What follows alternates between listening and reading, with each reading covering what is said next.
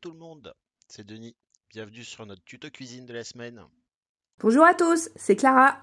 Nous allons vous proposer donc la recette des cookies pour à peu près 12 cookies.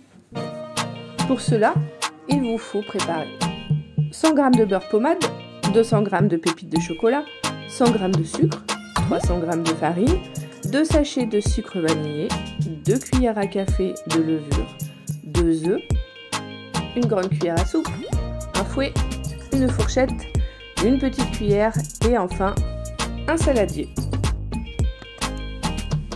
Maintenant qu'on a rassemblé tout le matériel, on va déjà commencer par verser le beurre pommade dans le saladier. Un beurre pommade, c'est un beurre ni trop liquide ni trop dur. On l'a simplement fait ramollir quelques secondes au micro-ondes.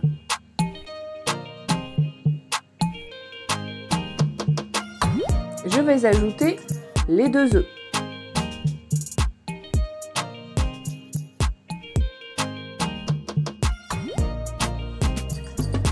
Je mélange très rapidement, histoire de casser les œufs.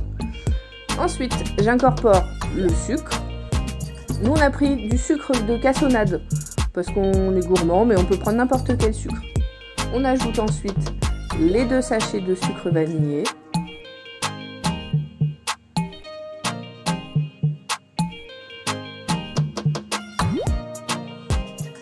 Et on mélange.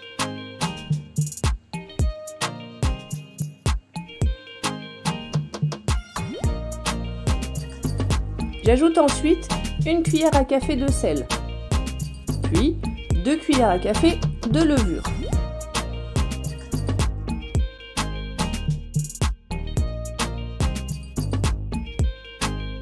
Je vais ajouter petit à petit les 300 g de farine. Au début, la pâte est plutôt liquide, on va dire. Donc c'est facile de mélanger, mais petit à petit, la pâte va prendre en consistance. C'est pourquoi il est important d'incorporer petit à petit la farine.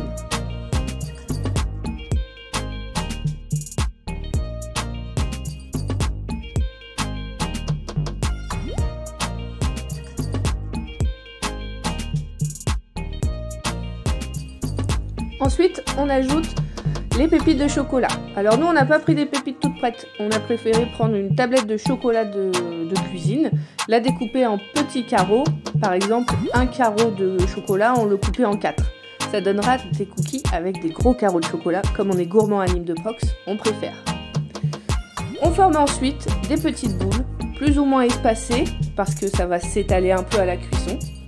On les rend pas forcément très belles, parce que des vrais cookies, ça n'a pas de forme, et c'est encore meilleur. Après avoir préchauffé votre four à 180 degrés, vous allez enfourner la plaque de cuisson avec les cookies dessus à mi-hauteur, pour que la cuisson soit homogène. Vous allez voir, la pâte va commencer à gonfler un petit peu, c'est bon signe, c'est la levure qui fait tout son travail. Il faut savoir que pour vérifier la cuisson à peu près, moi je vous conseille de surveiller régulièrement en ouvrant, en regardant. La pâte ne doit pas avoir l'air crue, vous pouvez tapoter avec une fourchette pour vérifier.